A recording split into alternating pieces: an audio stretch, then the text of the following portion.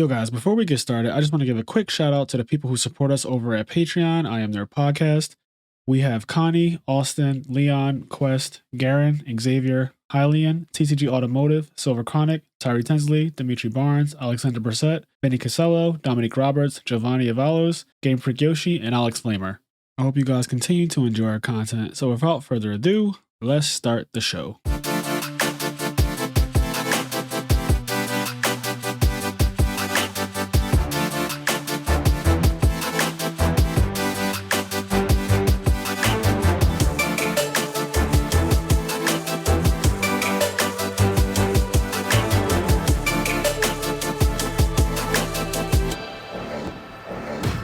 All right, welcome back to the IMNerd podcast, guys. I'm your host, Frayway, and I'm here with my co-host, Kenny.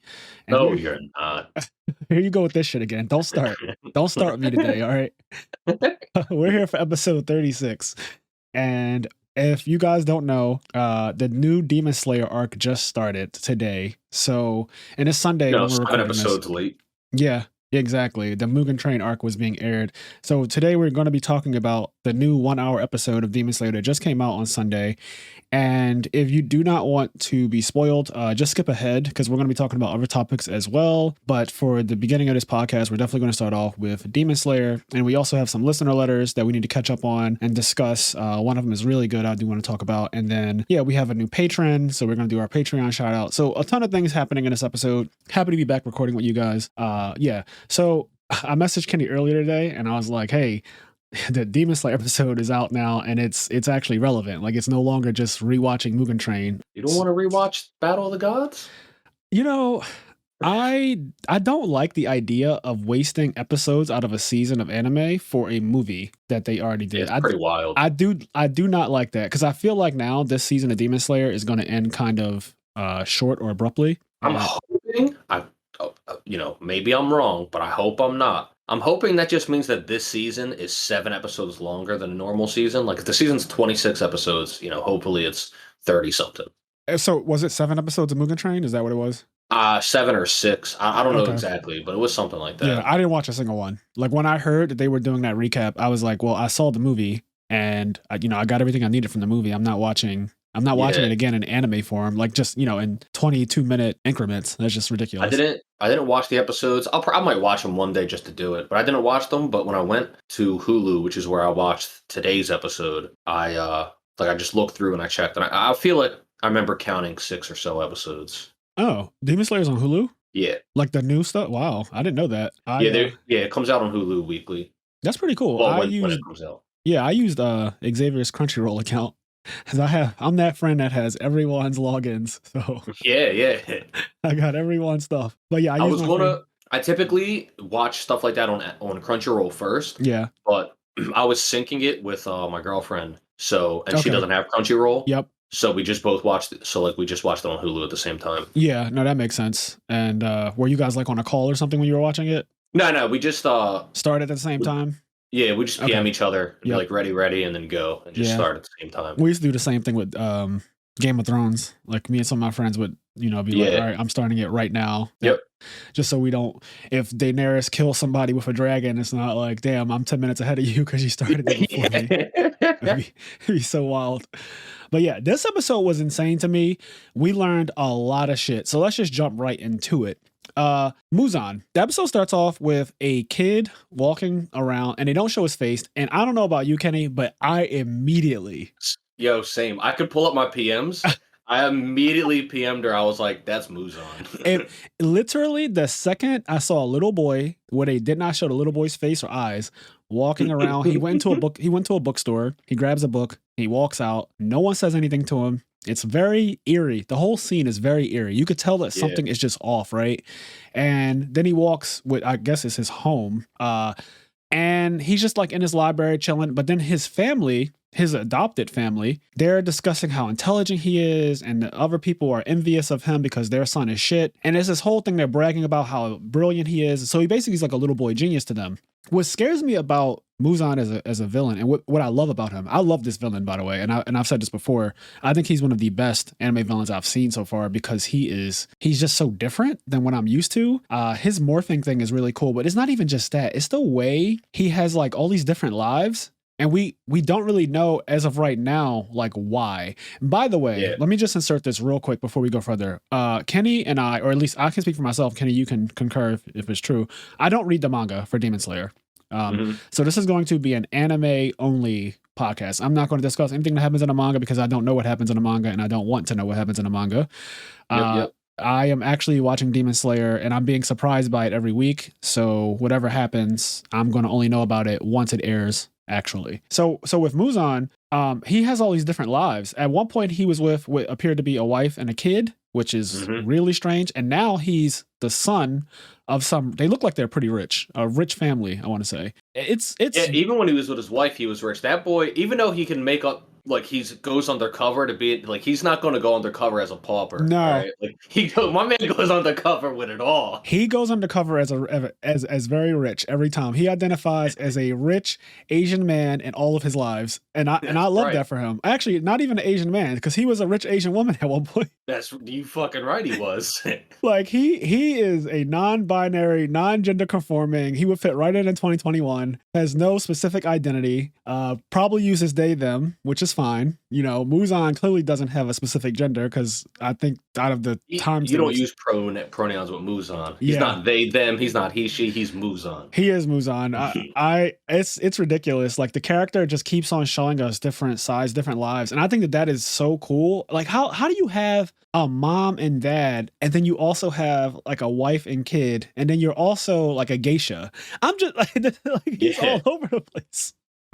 I remember when I first saw that, I thought it was interesting because I was like, damn, I wonder how he had a kid and how his wife doesn't know. But I wonder now if like the kid's just adopted. Exactly. I'm thinking that too. I don't think that the families are real. I don't think that they're real in the sense of like how you said, he's adopted from this family that we just saw in this episode.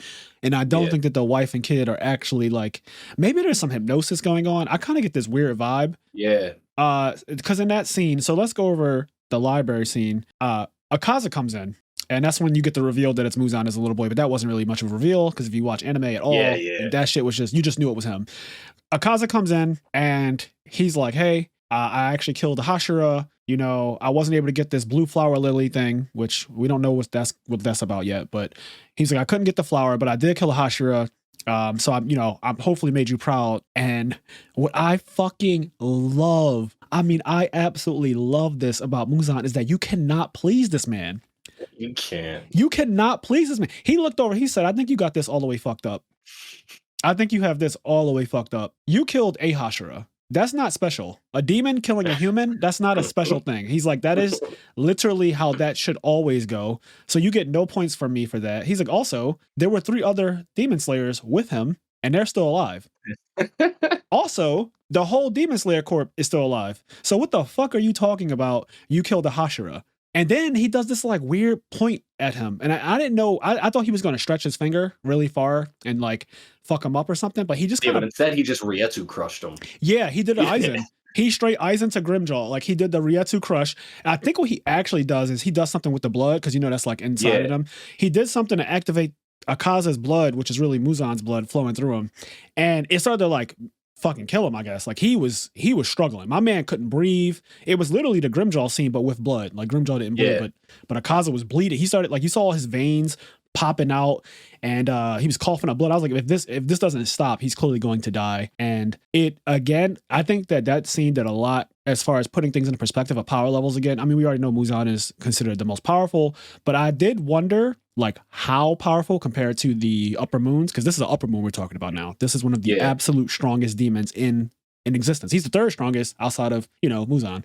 So seeing him buckle down and basically almost be killed by just a point really drove it home that there is no fucking with Muzan. I wonder if similar to what you're saying, like in terms of power levels and stuff, I wonder if like, okay, so Muzan's blood, he's like using the blood to control him, etc. Like I wonder if their power levels are really they probably are, but I wonder if they're really super separate, or if it's just that the blood's in him, so he can't do anything. Right, it's like if we took the blood out and they were like, it was like a death battle, but Right. it was like without Mugen blood hacks, like would they be on a closer level? Yeah, and that might be revealed later on if it's really that reason why he's in such control of them, because we haven't really seen him fight, but we have seen him wipe out the entire lower moon really Yeah, easily. yeah, just So white. so we do know that he scales pretty high in general. Like as far he might Yeah, kill. I mean, he's definitely going to be broken. Yes, he But clearly scales really, really high. The question that always comes though with this villain, and I love the mystery about him. I hope they don't fuck the mystery aspect of it up. The fact that he doesn't do anything on his own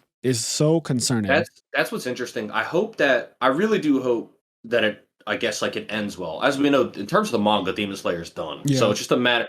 And from what I've heard, it's still reviewed very well. People love the manga. Yeah, I didn't hear. So I'm bad guessing things. it does end well. But I do hope that when we get to, I guess, the motivations and things behind Muzan, it's not corny. Yeah, like he's just trying to become a human and live a natural life or something. And maybe the reason why he has all these different families is because he's always yearned to be human again.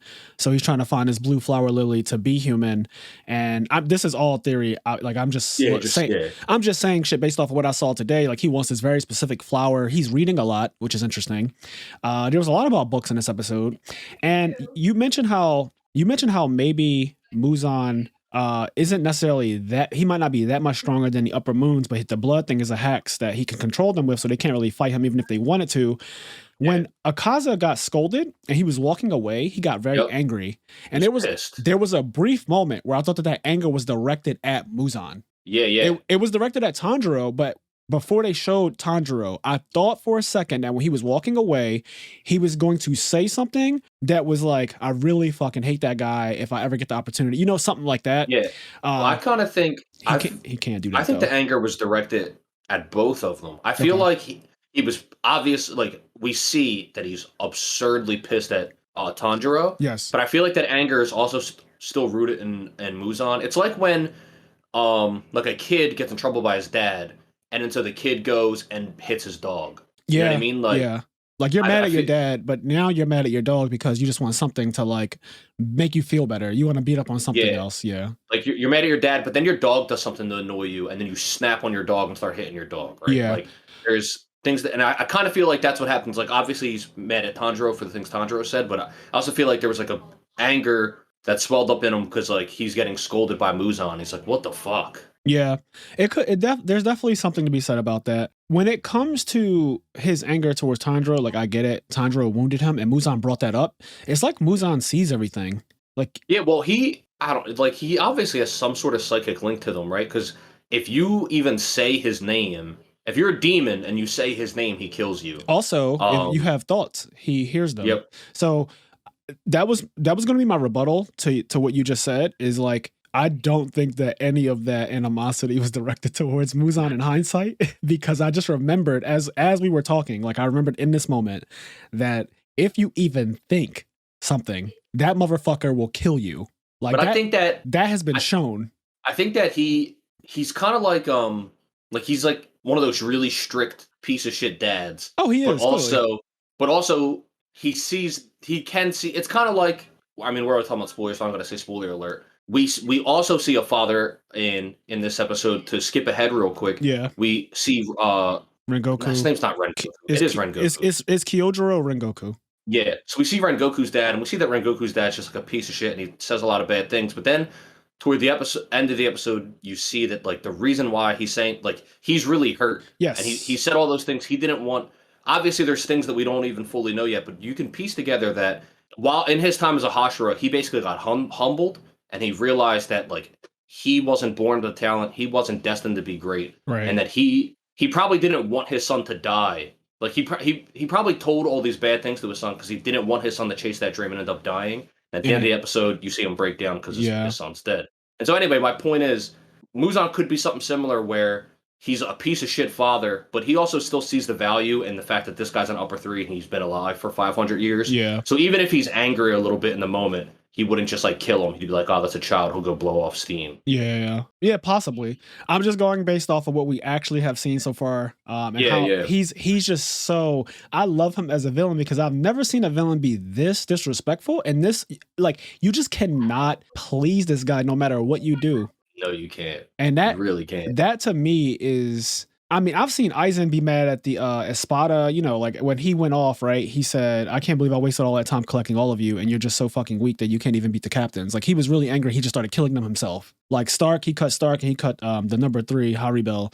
He cut them down, like he got in his frustration because they were just embarrassing him. And I get that, because that was happening right in front of him. Also, they were not hundreds of years old. So it's a bit different when Aizen was mad, because he gave them a long opportunity to, like, you know, do what they had to do, capture Orihime and all that stuff, bring all the captains there to kind of, you know, get them to Hekamundo. It was like a trap, like that. They did what they were supposed to do. But Muzan has been, I mean, they've been living for 1,000 years. I don't know how long they've been alive. They've been alive forever. And it's like they can never do anything to please this man. We already saw how many dead Hashiras there are as well. There's so many. When so many. The leader of the Hashiras was walking around after Rengoku died, you saw the graveyard. It's just tons of them. I wonder if, did they confirm, is that graveyard just all the demon slayers in general, or is that all Hashiras? I don't remember the specifics. I don't want to say one or the other, but I do feel like it was Hashiras.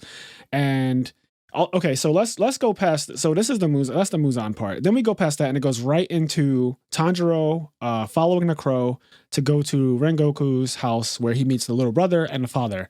Mm-hmm. And while he's there, you know, they talk about, like, obviously the death of, you get to see the little brother react to the crow telling him what happened, and the little brother just breaks down. It's really sad. Like, I even love how the scene is silent. There's no actual dialogue or anything. You just see the crow land, the little brother sweeping, he stops, he falls to the ground, and then you just see it, like, the little shakes. Yeah, and he stands there, like, with the crow, and then, like, the scene just kind of sits still for a moment before he even drops, and then he drops down. Mm-hmm. It's a sad scene. It's really good.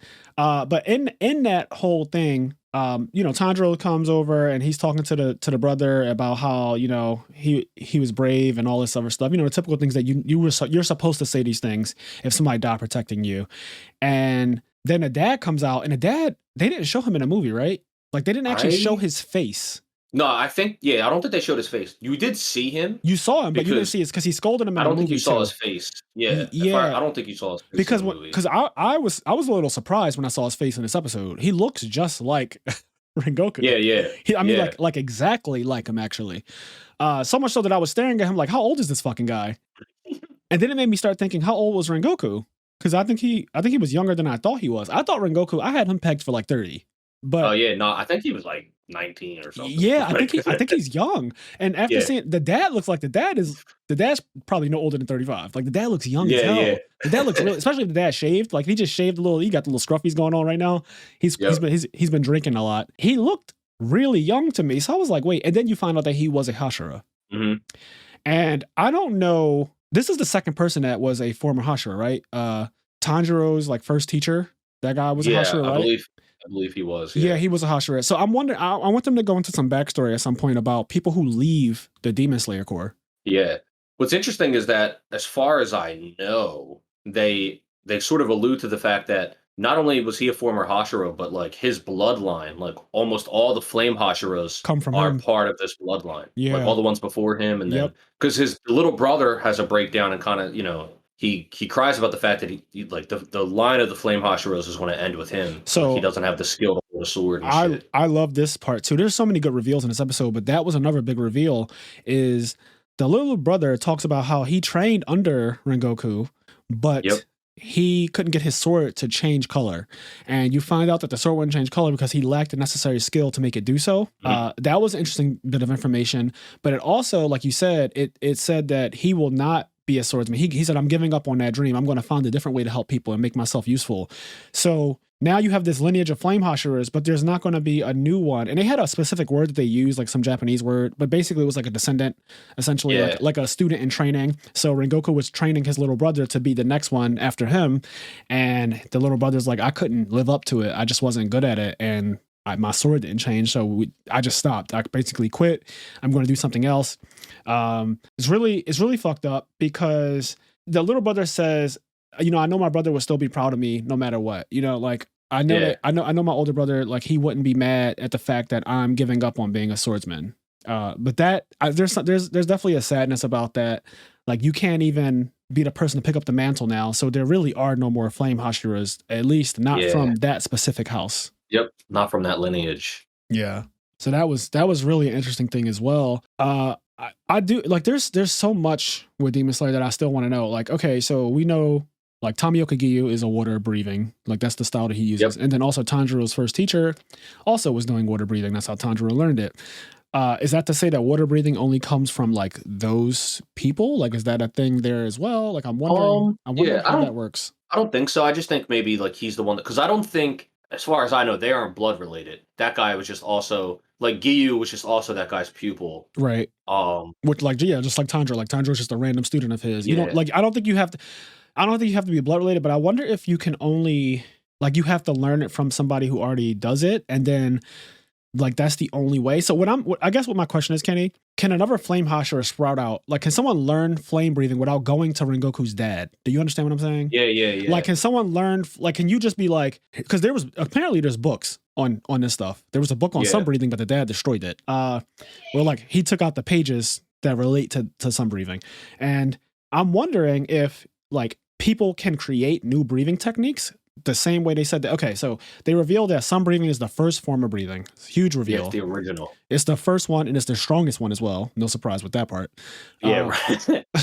What's cool is that because they say like all of the other breathing techniques are derived. They're children of sun breathing, basically. Yeah, and the dad goes a bit further and says he kind of says like they're not even on the level. Like he said they're like retrograde versions. In my translation, he said they're retrograde versions of sun breathing. What's cool is that it makes sense because however it ends up being explained, it might not be something that needs to be thoroughly explained, but the demons, obviously, they are destroyed by sunlight. Yep. So it makes sense that sun breathing is the technique that kills them. Because when you think about, like, the only other way to kill them without sunlight is to use, like, these breathing techniques. So, like, water breathing, cut their head off, will kill them.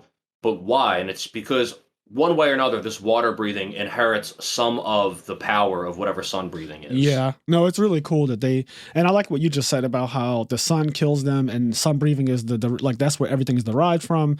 So it makes sense that would be how you learn a technique to kill demons, because we even have whatever Inosuke does, beast breathing, like that shit doesn't. It's not an element. Like that's not even an element. You know, that's actually interesting.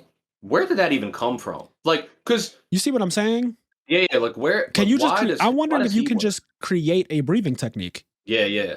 Derived from sun breathing, but like create it. We might learn more about Inosuke. Yeah, because who taught him that, or is it self-taught? Also, you have other breathing techniques that are weird, like sound breathing, right? Like there's a sound Hashira. Isn't it this guy?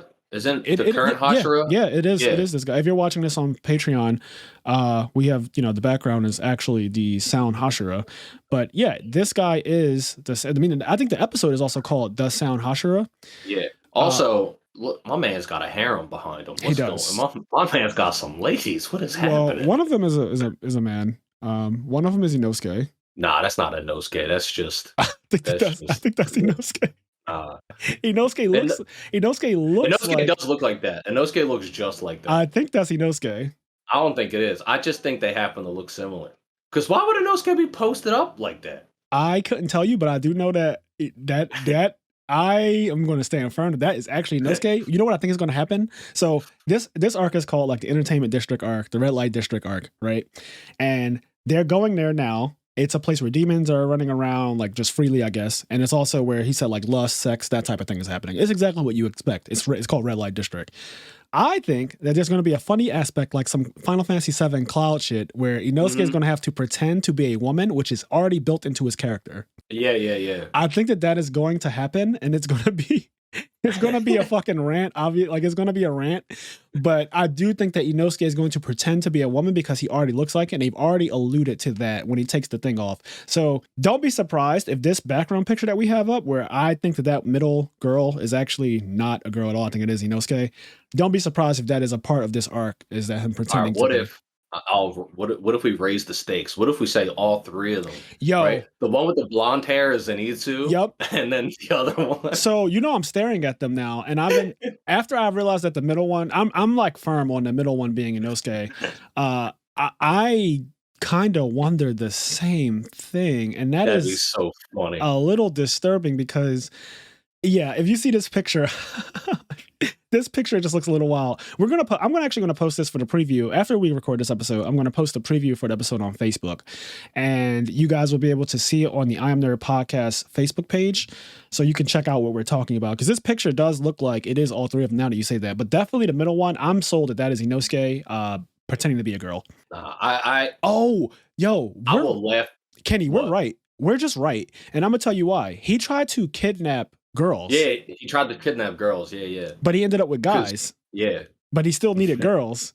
I really think that's where this is going now. Look at us piecing shit together. All right, well, they bad. I mean, they like low-key high-key, yes. So, okay, we found out about sun breathing. They also do a little flashback with Tanjiro, and he is talking about how, my family has always just been like coal farmers. We even have the paperwork to prove it. So he's like in disbelief that sun breathing is the first technique, and it's this ancient technique that like has been used to kill demons this whole time. He's very not believing. He's like, that really doesn't sound possible in a way. I think something that's 100% going to happen. If we want to talk about calling things, they're going to happen. So as we know, the little brother's sword did not change, right? Mm-hmm. And we know that Tanjiro's sword is black. He has a black blade. And at some point they say like, oh, there's never been a successful black blade wielder. Yep. Like somebody else says like when you have a black blade, it means like you're unsure of your future or something like that. Somebody else said that. I don't remember who, but I remember hearing that. But basically I think the reason is Tanjiro uses water breathing, but he's not supposed to. He's supposed to be a sun breather. So I think at some point he's going to realize, and like I think his blade's going to change like orange, or you know what I mean, like I think eventually his blade is going to change when he fully like realizes his sun breathing technique. That's interesting. Yeah, that's interesting. Also, you got me thinking, the dad, Rengoku's dad, was very annoyed at the thought of Tanjiro being a descendant of the sun breathing technique. Yeah. He almost was speaking as though sun breathing users look down on other people, or look down on, or specifically look down on flame breathing, because it's like an inferior version of sun breathing. The way he was speaking to Tanjiro, he's like, I know what those earrings mean. You think you're better than us because you do the sun breathing shit. So he was very clearly alluding to the idea that maybe in the past, the sun breathers were like very condescending, very uppity, very just like, we're the best, we're the strongest, because they are. And the dad didn't like being looked down upon, maybe, and he developed flame breathing, which was he failed. Maybe he didn't develop it, but like flame breathing came through his family, and it was an inferior version of sun breathing, like all the other ones. And the fact that they didn't get to surpass, the technique is kind of like, damn. Mm-hmm. But there's something there. There was some animosity towards sun breathing. For sure. I mean, he ripped up the book that the little brother was like, oh, I'm going to give you this book that has some information in it. And then when he got to the pages, they were just ripped up. They were destroyed. Yeah, he's like, my dad must have did that. But he said he was going to put it back together. He was going to piece it back together somehow. So that was interesting. After that, they reveal how Tanjiro gets his sword back, which I was wondering when he threw it away in the movie, because, you throw away your sword. And then they showed Akaza in the forest really pissed off, and he just started destroying the sword. He started dicking off on it. He was pissed. I like that he's a Tekken fighter. Like I like that about him a lot. He just started boxing the sword, just beating it up with it. Boxing. I like him a lot. I mean, obviously we don't know anything about him, right? Like his character, so to speak. But I like his design. He looks cool, and I like the way he fights. Yeah, and you are right. We don't know a lot about him, but we do know some things about him. Like from the movie, we did get some. Like he likes to fight. He loves it. He likes to train apparently too. So because that's one of the big. He was like, Rengoku, like, become a demon. You and me can train all the time. He wanted a friend to me. Yeah. Because you see, he's a loner. We haven't seen him with anyone else yet. He wanted Rengoku, it sounded like, as an actual friend. Like, that's kind of the way he was approaching the situation. Like, yo, we could train. We'll never get hurt. It could be me and you. Like, he was very adamant about wanting this, like, person. And maybe that's, like, one of his, like, random desires, is to have a demon friend that's, like, really strong, and he can go around and terrorize whatever he's into. I don't know. I don't know what he's into besides killing people, but so I do think that there's something there. Tanjiro gets tracked down by the guy who does the swords, and he tries to I guess kill Tanjiro. He chases him for like with a whole day. two sharp ass knives, but Tanjiro gets away because of the one chick, and then he just ends up with a new sword. They don't go into a lot about the whole sword thing. They just show him sheathing a new one. Like it's Yeah, because they do like a time skip. I think yes, it's like there's 3 months or it's 6 months. 4 months have passed. They've been 4 training. They've been months. doing push-ups with the girls on their backs. So they've been training for 4 months. They all look buff. All three of them But look. not just training, they've been going out on missions. Like, they've Yes. had missions that they've gone on, they've been Yep. training. The They even say, crows. like, Zenitsu's become less of a coward. Yes, and it was weird they say that, but then in the episode, every time you see him in an interaction, he's still exactly the same. Yeah, he's still Zenitsu. I mean, like literally nothing. And then also, Inosuke was so I don't know that part was a little weird to me that they said that they had like this growth mentally, but then when you actually saw them. Like, okay, you remember when the sound hostile comes at the end of the episode, they all the three of them all kind of get together on some Charlie's Angels type shit. They do a little Yeah, they do the boys. He's like, "What do you mean we?" He's like, "We'll stop you," and he's like, "What do you mean we?" And then you see them show up. That scene was hype though. It was, but then I noticed that when Zenitsu spoke, he was like shivering a bit. Yeah. So he was still just, I don't know. But yeah, he gets a new sword. They don't make a big deal out of it. So I guess that's just not going to be a thing that we have to worry about. If you lose your sword, if your sword gets destroyed, you just get a new one. This guy kind of comes. The guy comes and he tries to kill you. He tries to kill you, and if you survive that, you get a new one. So that was just that. But yeah, the last major plot point that happens in this episode is, they're doing their training. They've gotten stronger. Tanjiro goes on a random mission against some demon who I'm pretty sure is pretty powerful overall. And yeah, spider demon thing. Yeah, he seemed to think that he was strong, and he was like, what? Because he said, what kind of demon slayer is that guy? Yeah, he was like, how is he? He was shocked. He was shocked that this guy because on his own. Yeah, was no Hashira just chasing him down. Right. To him, it's like, I expected if it was a Hashira, I have to dick it, obviously. And I think that all the demons, they probably know the Hashiras, right?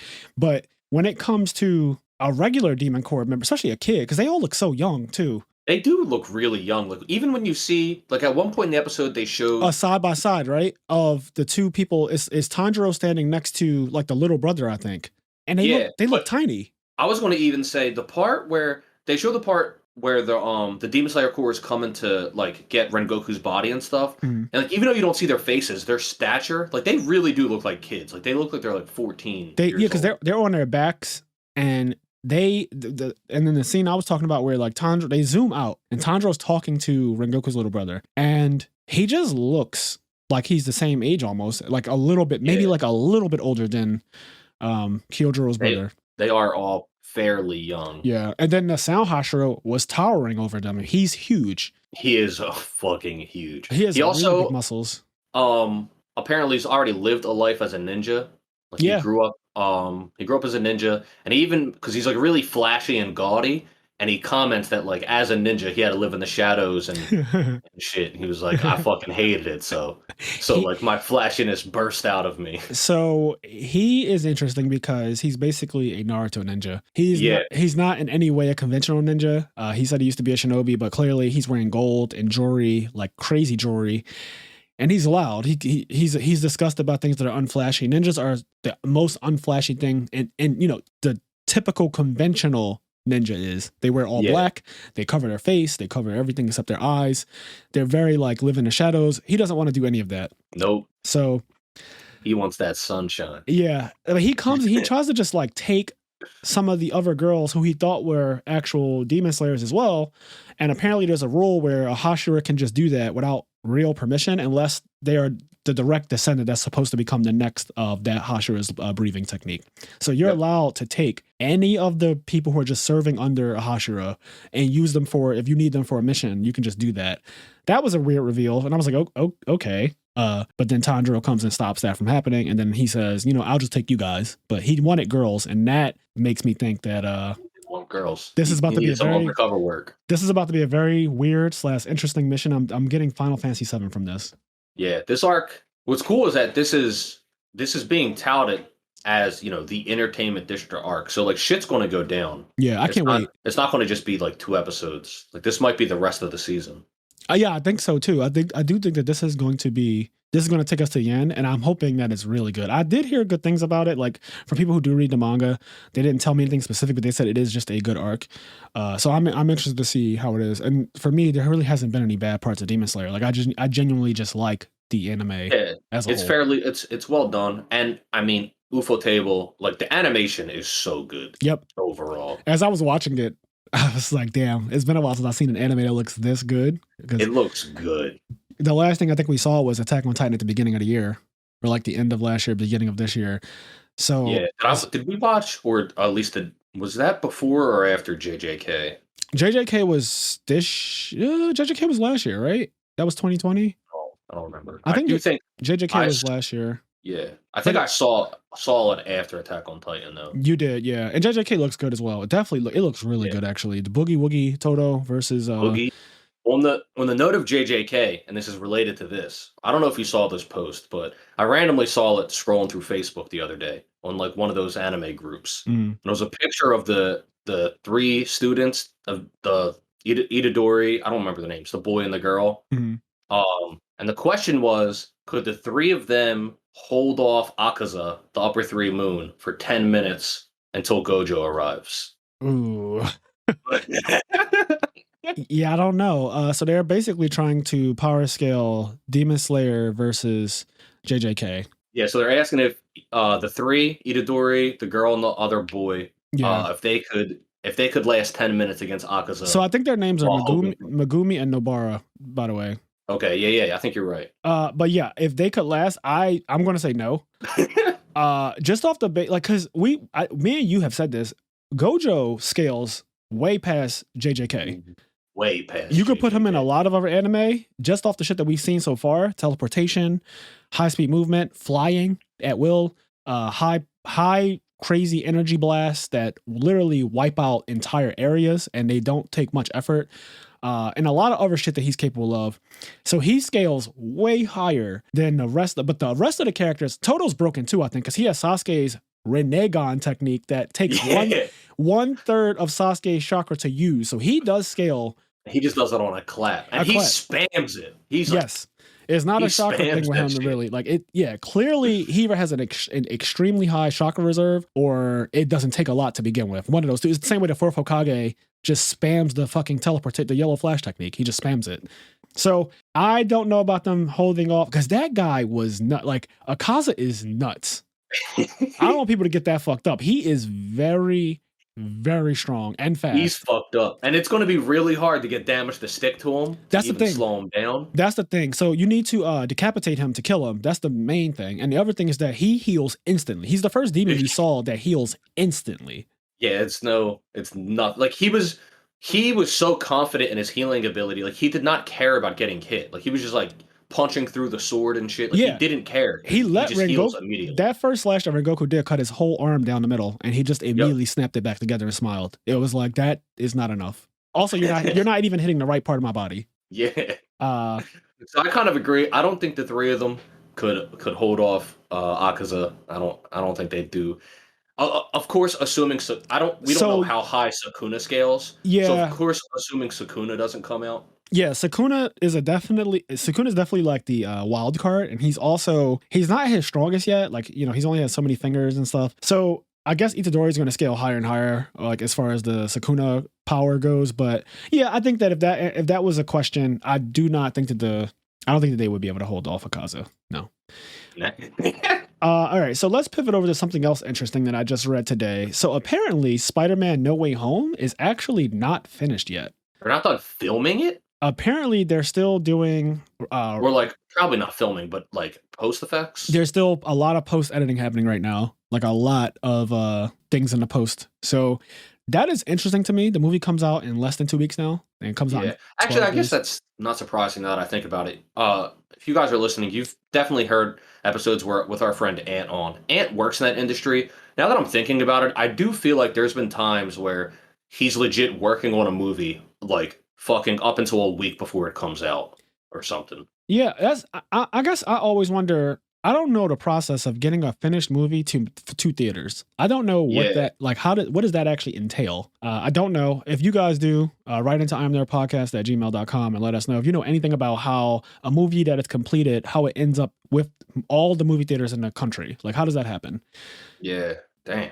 But yeah, it's not finished yet. I'm not really concerned about it. Some people are definitely concerned, like, oh God. Because here's the thing. It's not just that the movie's not finished. Is that leading up to this month, they've reshot No Way Home. Like, apparently the movie went through a lot of reshoots and rewrites. So at one point they like completely changed the movie. Like this is earlier on, but the movie has been completely rewritten at one point. Then it had to do a bunch of reshoots and stuff. And then Benedict Cumberbatch, Doctor Strange, he randomly came out like last week and said that he doesn't know the ending. He didn't stick around for like the ending, which I was like, well, aren't you in the ending? I would assume. You know what's probably happening is, like you said on one of the previous episodes, that there's people walking around with like cloaks on. I think they're just being very careful Yes. with shooting this movie. They're being very, like, actors aren't getting the full script. They're only getting what they have. So that's what he said. I think they're just being very, very, very precise with who knows what information. He said that he didn't want to see the end of the script. But that also, and I hate this type of stuff. I wish that like this wasn't a thing, because to me, if he says he doesn't really know the ending, to me, that means that you're not a part of the ending, right? And yeah. So either he's lying, which is, I'm fine with him lying. Like if we watched a movie, and we're going to watch it together soon, if we watch No Way Home and he's actually just a major part of how they deal with the Sinister Six, then I'm fine with him just saying that for the press run, because they have like a NDA, or they're not supposed to reveal certain details like that. So they just keeps us guessing. Yeah. The same way people are still wondering if Tobey Maguire and Andrew Garfield are even in the movie. Yep. And both of them have come out and say, I don't know why people think I'm in it. I'm not in it. But like, that's what they're going to say. You know, they're not going to say that. It reminds me of, did you ever see, I think it's on Jimmy Fallon. There's a Jimmy Fallon interview with Arya Stark, Macy Williams, I think her name is. That is her name. And she's talking about the last season of Game of Thrones. And then she basically says like, yeah, and then, you know, when I saw the episode that I die in, like she says some crazy shit like about Arya Stark dying, and then after she does, she like covers her mouth. She's like, oh, "Is this live? This isn't live, right? Can you edit that out?" And she does like this whole fucking thing. Wow. And, like, yeah, and like Arya Stark does not die in Game of Thrones, but she does this whole thing on Jimmy Fallon where she's like, covers. She's like, "Oh my god, please tell me this isn't live." Does it seem believable? Right? Like it actually seemed believable to you? You know, it looks like. And Jimmy Fallon is like, "Wait, are you?" Like, you can tell Jimmy Fallon's like, are you serious? Like, what are you talking about? Yeah. Like, are you... She's like, please, can you edit this out? Blah, blah, blah. It's so fucking crazy. Wow. Speaking of Spider-Man, so you've seen Spider-Man Into the Spider-Verse, right? Yeah. There's a new movie, right? Yep. So it's called Across the Spider-Verse, and it's apparently going to be 2 parts. So part one has been announced, and apparently part 2.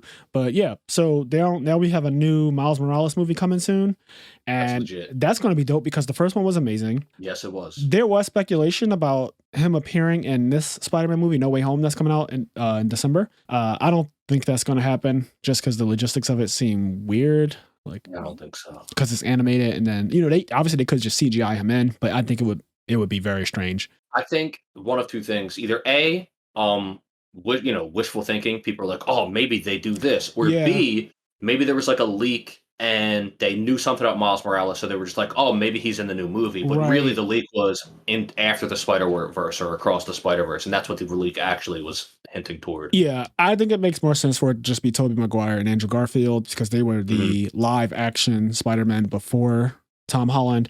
So I am not really interested in Miles Morales appearing in No Way Home. Yeah, just that, because they, there's 2 ways they could do it. They could either bring him into the movie and make him CG, which would be really weird and annoying, or they could just make him into a human. Like when he comes into the universe, he like looks down at his hands and he's like, "Wow, what the hell?" But I don't really like either of those things. I don't think it's necessary. I don't think he's going to be. Yeah, I don't think he's going to be in it. Yeah, I don't think it's a thing. We can move on.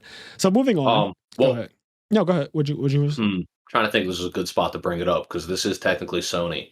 All right, 2 things, I guess, semi-related to Sony. I was going to talk about Sony next. That's my next topic. So, but go ahead.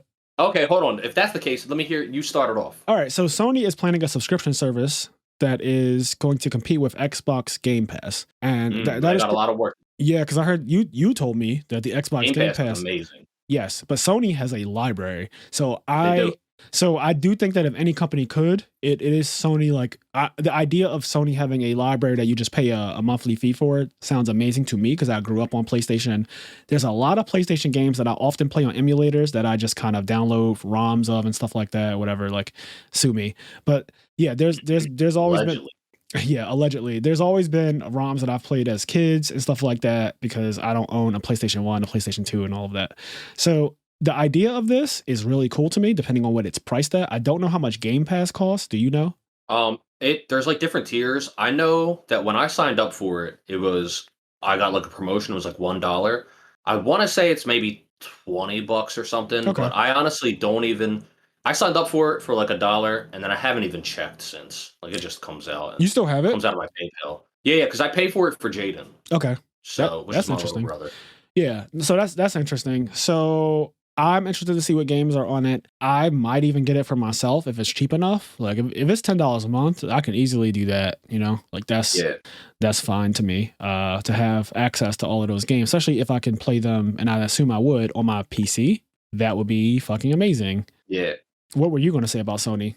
All right. So one is interesting, cool news related to some other stuff. One is awful news. Oh, good. So the first is a couple episodes ago we talked about Chrono Cross. We talked about the big leak. Mhm. Where a bunch of games got leaked and nobody knew if it was real, but over time, more information came out, and a lot of the things on that leak were real. Two games we talked about were a possible Chrono Cross remake and Kingdom Hearts 4. So, although neither of those things have been confirmed yet, just recently, Chrono Cross, there's been no actual official Square Enix news on Chrono Cross since it pretty much came out. It's like a forgotten series.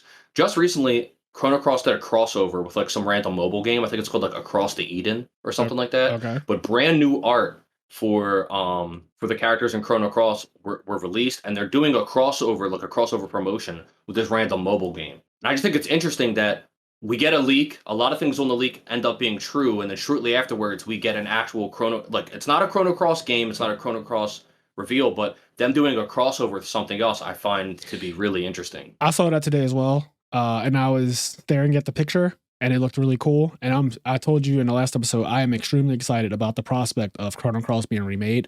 I already liked the original a lot. I've never finished the game. I think it has some of the best music of any RPG I've ever played. I mean, obviously Square is very good at that. The game, honestly, when it came out, it already looked really good for its time. Like Chrono Cross looked good back then.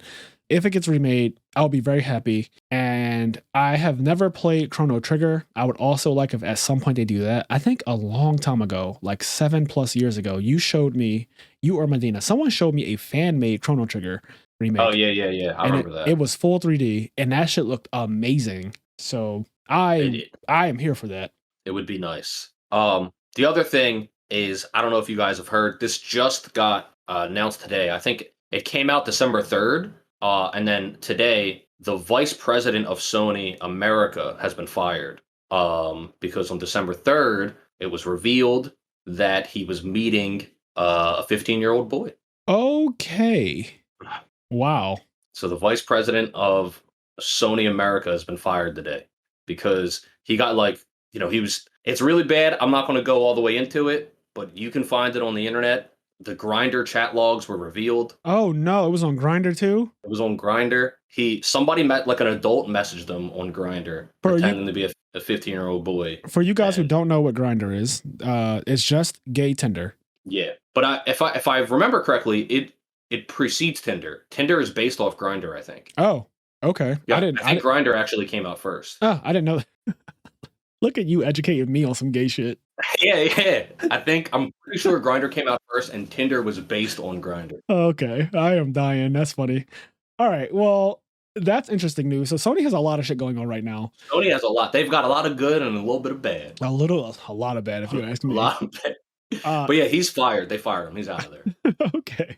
All right. Well, real quick, no, but this is really funny though. In the video, because there's a video of the guy going to the guy's house. The guy pretended to be a 15-year-old boy showing up at the vice president's house. Mm-hmm. And the guy's waiting on the front lawn because apparently the text logs, he's like, "Hey, I don't know where I'm at. Can you come meet me outside?" The vice president is wearing a PS5 shirt. Like he's literally oh my God. He's wearing a PS5 shirt. And for whatever reason, that part to me made me laugh so fucking hard. That's like the equivalent of wearing a police uniform and committing crime. Oh, wait. Yeah, like... Oh, wait.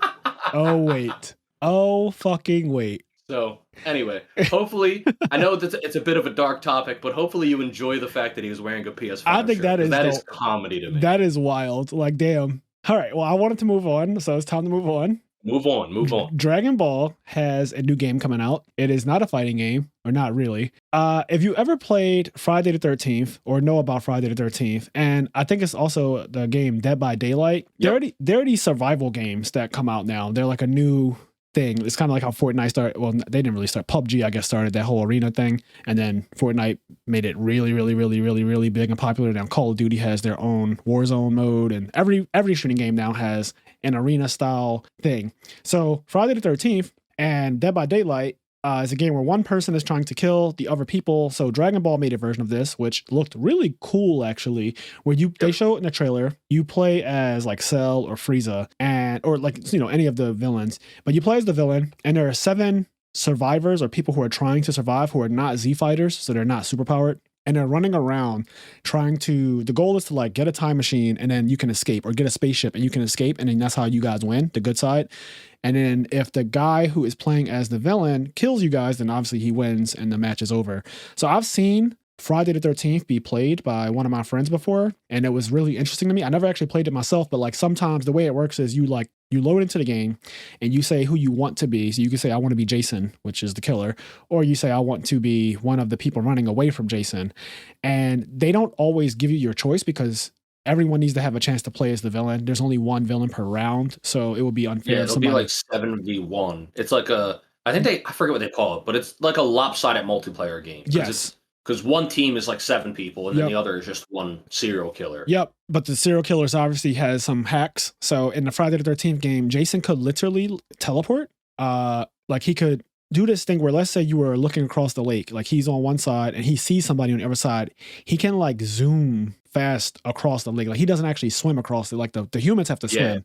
He doesn't actually swim. He just fucking goes through the water and appears on the other side. One of those things in horror movies, how the villain is always just walking, but he just appears. Like, how did he get here? It's actually that exact hacks. They put it in the game. I think that's actually so cool. When I was watching, I was like, yo, the fact that you can just flash step like that is broken. And then when he gets up on a human, it's like this little mini game, but typically Jason just wins, where they have to button mash to try to get out. Like he'll grab them and start choking them, and the person has to like button mash to try to break free from Jason. But then even when you break free, you're injured now, so you might run slower, you might be bleeding, so he can see where you're going.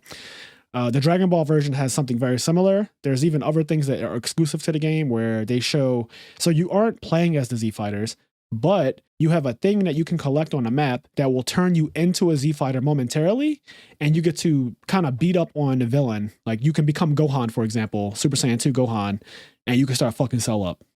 So yeah, I don't think I saw that trailer. I think I saw the reveal trailer. So it sounds like there might have been a second trailer. I don't think I saw that one. Yeah, I don't even know if it was a trailer that I saw that had that aspect about the becoming a Z fighter thing. I think I just saw something else on Instagram that showed the guy was the little pig. What's the pig's name? Oolong. He was Oolong, and he just became like Gohan. And he started like, you become extremely powerful, and he started fucking Cell up while the other people were trying to find the keys to the spaceship to escape. So that's a cool aspect of it, because obviously, it's alluring to play as a villain, but it's not that alluring to play as just a regular person. Yeah. The aspect of transforming into Piccolo or Gohan or Goku or Vegeta, that makes it way more interesting, way more fun. If you're playing a Dragon Ball game, at some point you do want to be an actual Z fighter, right? So there might be like classes and stuff. I don't know. I've never played Dead by Daylight, but I have a friend that plays it all the time, and I watch him stream it. And I know that there's like builds and stuff, and I know that there's multiple like serial killers, or like horror movie inspired characters that are in the game that you can play as, and then there's the humans or whatever. But I think there's different builds. Like I think there's a crossover where Jill Valentine from Resident Evil is in the game, and she plays differently or has different skills than maybe some other character. Okay. So maybe in this it's something where if you're Bulma or like a Bulma type character, you can create different tech or whatever. But if you pick Oolong, you can turn into Gohan and like fight him off.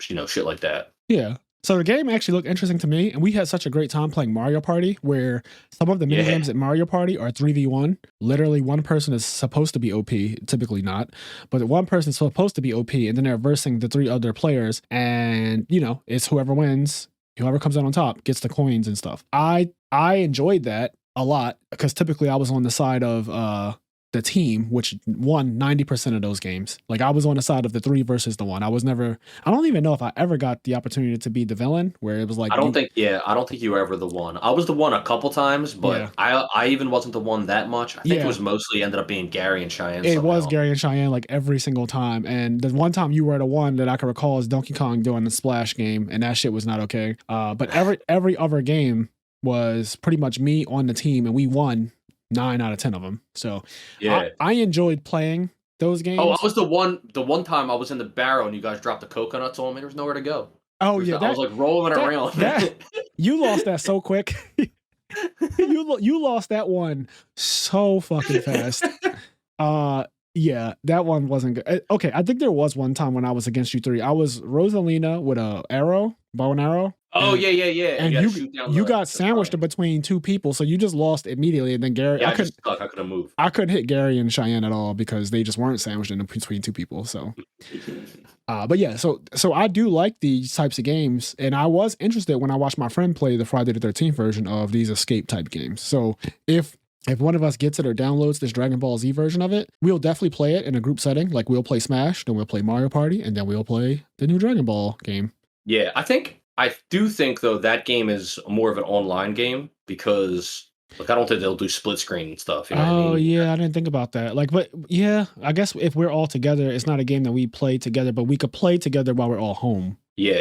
You know, that type of vibe. But yeah, you're right. I didn't even think about that, like how that works logistically. Okay, so that's the new Dragon Ball game. I want to read. I guess at this point, I'm going to pivot over to listener letters, unless you have something else you want to talk about real quick. No, I think that's good. Okay, because we have a couple listener letters that we haven't gotten to in a while. I just wanted to go over them. And if you guys don't know, you can write into imnerdpodcast@gmail.com and let us know. Like you can literally just say anything, how you felt about one of our episodes. If you want us to talk about a specific topic, or you just have a question that you want us to discuss on a podcast, write in, let us know, and we will read it aloud in the show. So we have one from Austin, and it is about our Shang-Chi episode, or Shang-Chi. He says, this one definitely is one of my top Marvel movies. It was well worth the money seeing it in theaters. Wong really steals every scene he's in, and not in a bad way. Everything about this movie was really well done.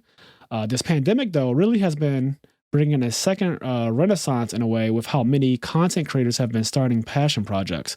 I've actually been trying to get into stand-up myself while I've gotten back into competitive Yu-Gi-Oh! And Melee. So I mean, this is a really cool one because I agree. Like Shang-Chi, me and Kenny, we both loved the movie. We thought it was great. It was definitely worth watching in theaters, even though I don't think either one of us saw it in theaters. But if we had, we agreed that it would have been fantastic seeing it in theaters. I would have loved to see the scene where he gets like blown across the water. Oh my god, that uppercut was crazy. That would have been tight as fucking. And I also agree that Wong was amazing in this movie. He was very funny in every part, especially at the end of one of the bonus scenes when they're doing the karaoke.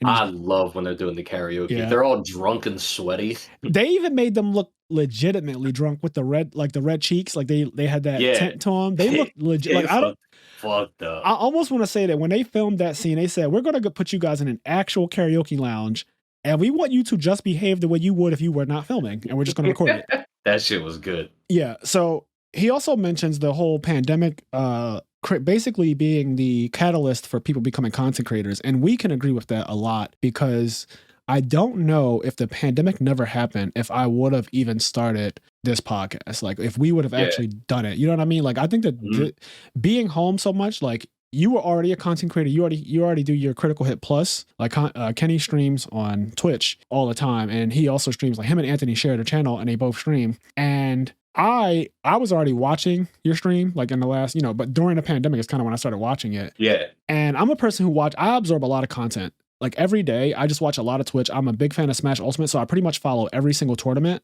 And I really love like the competitive scene. I love MKLeo, I love Tweak, I love Spargo. I like seeing all of that stuff. I'm really big into Smash Ultimate and just absorbing the content. I follow a lot of people on YouTube. I watch their videos. So seeing so much content creation and then starting to realize like I can do this too, because I work from home now. I haven't commuted to work in 2 years. And part of that made me realize that, damn, I'm in front of a computer all day already. All it takes is for me to buy a microphone and a camera and figure out how to get this whole thing started. Next thing you know, we're recording a podcast and we're on 36 episodes in. It's yes, sir. So I I can attest to the pandemic, like he said, being a second renaissance and fostering a lot of content creators. I love it. Like I love this. This is a part of my life now, and I really enjoy it. It's really fun. I've enjoyed doing the podcast a lot. I enjoy streaming a lot. I've been super busy, and I personally haven't been on the stream much lately, but Ant actually going forward for the next couple months, I think Ant is going to be doing most of the streams on our channel. Whereas like before I was doing almost all the streams, but now we're doing the transition where he's getting less busy for work, and so he's going to do a lot of streams, and I'm getting more busy. So, yeah. No, that's cool. But yeah, fun.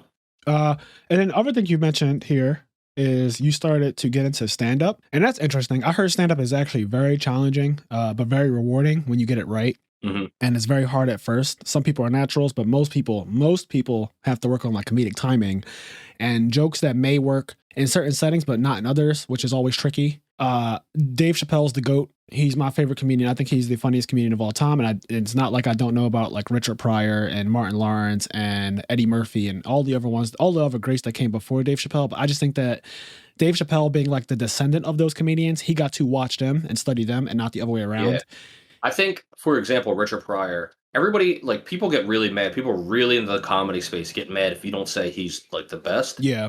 I've watched Richard Pryor, and yeah, he's funny. But you can clearly see that a lot of other comedians, Dave Chappelle, Kevin Hart, Chris Rock, they are better comedians because Richard Pryor exists, but they're better comedians. You know what I mean? Like, not to take anything away from Richard Pryor, but he paved the way. He did. And these other people that came up under him are just better than him, but only because, you know, they got to learn from him and from whatever else, and then hone their own craft. Yeah, the craft. Yeah, like, I think they are. Like, I do think Dave Chappelle's better than Richard Pryor. I think Chris Rock's better. Yeah, and that's just a natural progression of everything, right? Like, pretty much everything over time, the craft gets more and more developed. Like, people who stream in 2021 are better than people who streamed in 2015. Yeah, it's not even close. Like, that's just the way to natural progression. And the same is true about sports too. Like, Michael Jordan is great, don't get me wrong, but the talent level now in the NBA is absurd compared to the talent level back when he was playing. And that's no shade to Michael Jordan. I still think he's like the best player of all time and stuff like that. But if we're being honest, if you look at like, there are so many insane players in today's NBA, and it's just because they got to study the Michael Jordans, the Magic Johnsons, the Kobe Bryants of the world. And now you end up with the best shooter of all time, Steph Curry, right? Like, he is statistically, mathematically, undeniably the best shooter of all time. So like stuff like, did he surpass Larry Bird? Yeah, like he is statistically he is considered the best shooter of all time. If I played NBA Street, I wanted to straight shoot, you pick Larry Bird, fucking just scoring 3-pointers like it's nothing. Well, Steph Curry is the best 3-point shooter ever, and he's about to break some. This season, he's projected to break some scoring records or something like that, or the 3-point record. I think he's going to have the most 3 points made ever or something. I forget exactly what the record is, but his percentage is already better than anyone who's ever played the sport, right? So, and that's, again, he's got to look backwards, and that is broken. You know what? He never broke a backboard like Shaq. All right. Well, they don't make it like that anymore. He ain't Shaquille motherfucking Neal. Well, they're not glass. All right, but yeah, Austin says that he also where he dunks and the fucking court itself like collapses. Yes, that's scary to me. That is terrifying. Shaq is fucked up. Oh man. But yeah, Austin also mentions how he's getting back into competitive Yu-Gi-Oh! And Melee, and that's interesting. I've been surrounding myself with competitive Yu-Gi-Oh! A lot. I go to locals on Thursday nights, and I don't play still, but I watch. So I've currently been learning the deck they call Bird Up, which is the Lyralist Tri-Brigade deck. I've been learning that. I've also seen how the meta has shifted to going second seems to be very, very strong, and a lot of people are building their decks to go second, and they're winning by doing so. I think that is a really good strategy, because going first was like build a big board, and your opponent really can't play. But now there are a lot of cards that Konami made that make it where you can just play through them. And so Kenny, there's 2 cards that came out. One is called Dark Ruler No More. It's a spell card, and Dark Ruler No More literally says activate during your main phase, and all monsters on your opponent's side of the field, their effects are negated and they can't respond. So you can set up a field of like 4 or 5 monsters that all say negate a card, negate a card, negate a card, negate a card, and then I just go play Dark Ruler No More, and it has like Dark Ruler High Death on it. It cuts off your entire field. So now I just play my game and I break your board. Yeah. So that card is extremely strong. And there's another card that's $200 right now called Forbidden Droplets. It's a quick play, and it says discard cards from your hand and then target that many cards on your opponent's side of the field, negate those effects, and then half their attack. And this card also cannot be responded to. Oh, I guess because it's a forbidden card. It is. Like Forbidden Chalice. Exactly. Forbidden Lance, Forbidden. Yes, you got the right idea. So it is literally a forbidden card. So it's quick play by default, but it's probably the best one to ever be created because it cuts off monsters' effects. And then it also halves their attack, which is so random that it does that too. But like I don't think it actually targets. Yeah, I'm pretty sure it doesn't target. So like monsters like Dragoon and shit like that say this card can't be targeted, it actually bypasses that. It can cut them off as well. And the big part about it is that you cannot respond to it. So you can't be like, I'll just negate that. Like that's no different than any other card you played out of your hand. Like that's fucking crazy. So going second in Yu-Gi-Oh is very good. And from my observation, it's actually the correct thing to do right now until the meta shifts again. But I do think that going second is way stronger than going first. I think that people who go first tend to get blown out. Do you think? Quick question. It's interesting because even from the dawn of Yu-Gi-Oh, they tried to go second a buff by saying going first means you can't attack. Yes. But with the revision and the errata to Yu-Gi-Oh, where now going first you draw one less card. Yep. Do you think that if you could go first, if you still drew 6 cards instead of 5, would you think it'd be even, or would first be better? That's a good question. I do think that going first would be a little too OP if you got to still draw 6. I'm going to say that because even though breaking boards is easier, what people do to prevent the board breaking stuff is they play cards like Solemn Judgment and Imperial Order and things like that. And those cards, so when I said the 2 spell cards I just named, Dark Ruler No More and Forbidden Droplet, you can't respond with monster effects specifically.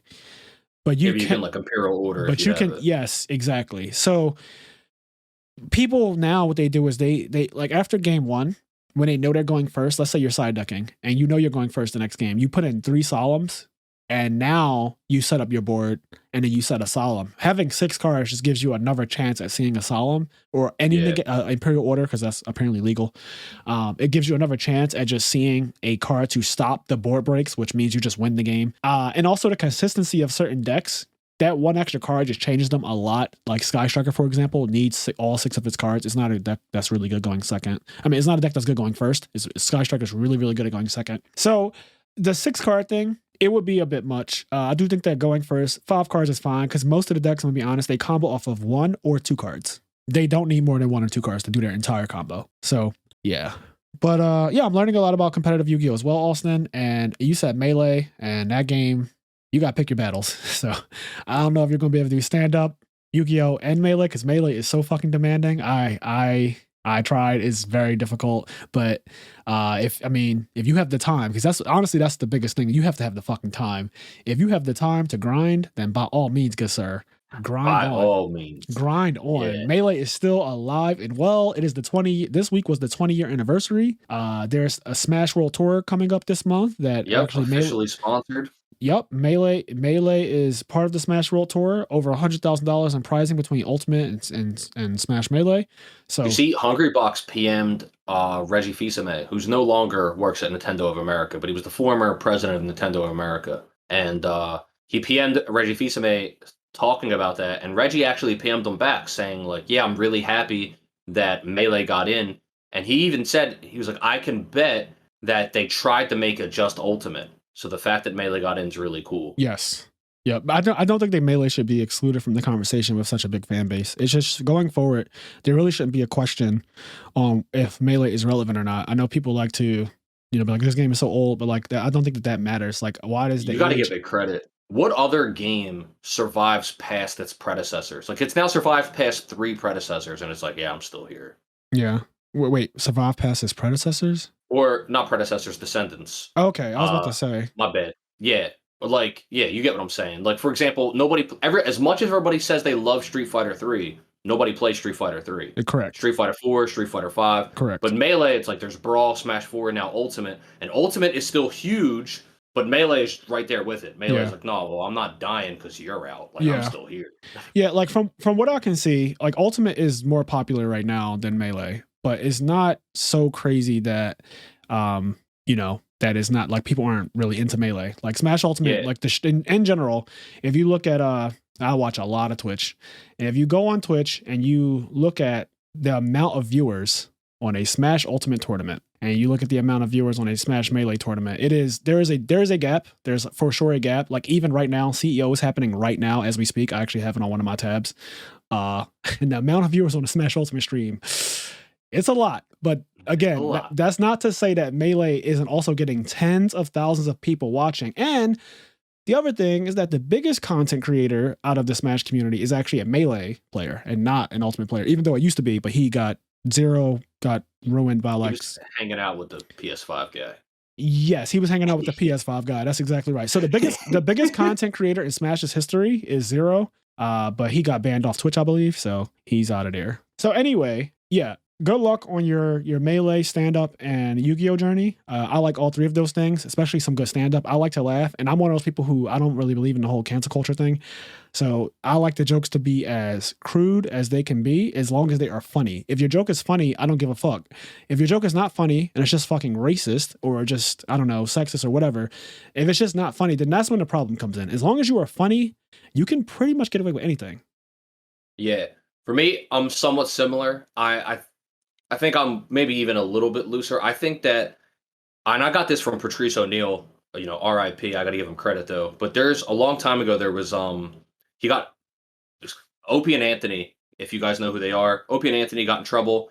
I believe it was them. One of them said a joke about like a bum doing things to Condoleezza Rice. It was like a really long time ago, but it was like a bum, I'm already whatever. Laughing, so I'm already terrible.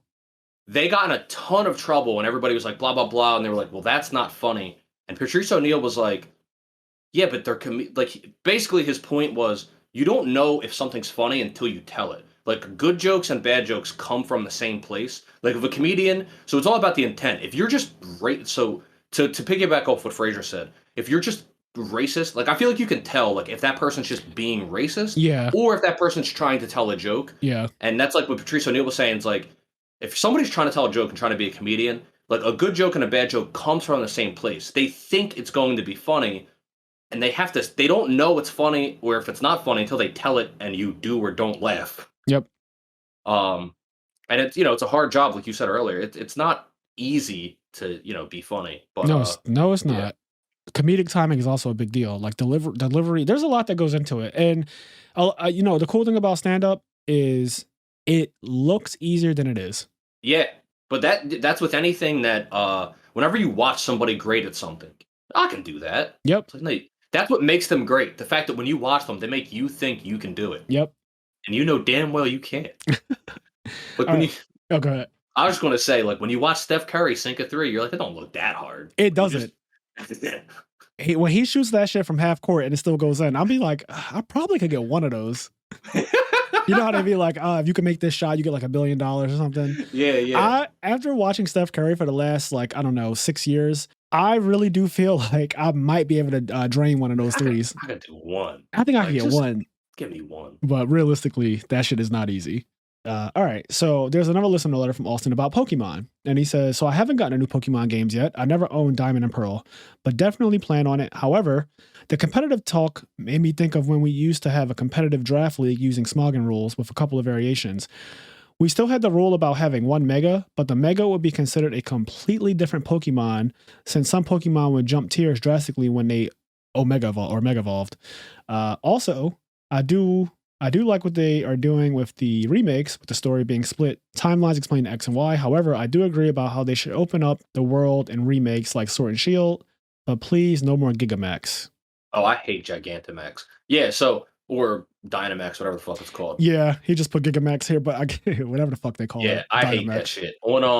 If they remade Diamond and Pearl, but they remade it up to the par in terms of graphically to like Sword and Shield, I think it'd be really cool if the world was a bit more open. It was just, if they just brought Diamond and Pearl up to that level, I think it would have been really cool, and it would have been the standard of remakes. That said, yeah, I wouldn't want them to add. I don't think it would make sense to add Dynamax into. Yeah, because that's not the same game at that point. Into Diamond and Pearl. I mean, that would be stupid. Yeah. I also heard, I don't know if you heard about this too, because you don't actually play the new remakes that just came out, Brilliant Diamond and Shining Pearl, whatever the hell. Yeah, I don't play them. Apparently, during matches now, it'll be like your breathing is in perfect sync with your Pokemon, and now they just crit. Oh, dude, the game, I hate it so much. So It's so bad. The competitive Yu-Gi-Oh players on my timeline, mainly like I saw Noah Green, he's a national champion in Yu-Gi-Oh. He wrote like, is anyone else annoyed by the fact that when you're just playing, one, it takes forever to read like these slow ass dialogues about, oh, you and Pikachu are in perfect sync right now, and that'll just come up on the screen, and then it'll be like, and now you crit, like now you just fucking crit. Yeah. So it's called the affection mechanic, and it's something they started adding in some previous games. But in some of the previous games, there was a difference between like affection was split basically between two different factors, but now they're connected. So anyway, the point is, before you used to be able to avoid it.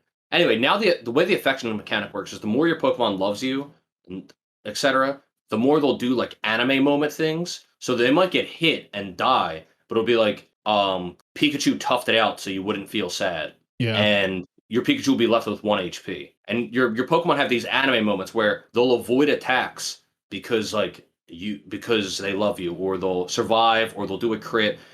And so they have like these anime moments based on how much they love you, and it, in my opinion, really impedes on the game because I've been hearing people say, oh, but the gym leaders in the Elite Four are so much stronger. They EV train their Pokemon now, and they have items. Like Cynthia, the champion, her team is broken because of how good her items are. Like they made her team really broken. But that doesn't really matter much if every advantage she has gets blown away by the fact that your Pokemon just survives whenever they get hit. Yeah. Like I watched somebody speedrun the game. Not like a speed run, but they beat the game really quickly. But it wasn't a speed run. Anyway, they beat the game really quickly. They got to Cynthia, and they were not supposed to be able to beat them. Like they were outclassed. Cynthia was going to, but like 3 times in the fight, their Pokemon survived at 1 HP because they got hit. They were like, they just survived, and then they were at 1 HP, got hit again, and survived again while already being at 1 HP because of like the love mechanic. That's really bad. So any difficulty that was added to the game is completely stripped out because it's just like, oh, well, your Pokemon loves you, so it doesn't matter. Yeah, no, I'm not a fan.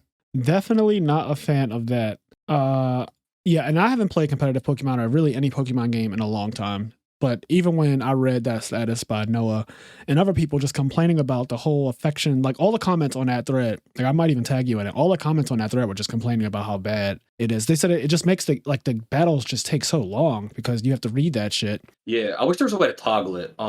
I don't understand why they don't like toggling things. Like, it's cool keeping that on for like a kid. Yeah, that watches the anime and that'll be really cool for him. But I should be able to turn it off. Yeah, your grown ass should be able to turn that shit off. Also, so one guy is funny because I only noticed because of you the Jirachi crit thing that you can do.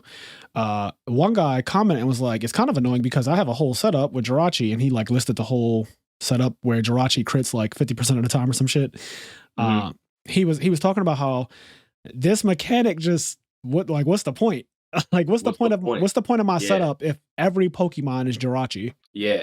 I think I think the Pokemon he's talking about might be Togekiss. Togekiss can do the same thing as Jirachi. That's what it was something that was like you showed me before, it's like headbutt or something that they keep doing it. And so yeah, Jirachi can do Serene Grace where it like doubles the effect of whatever.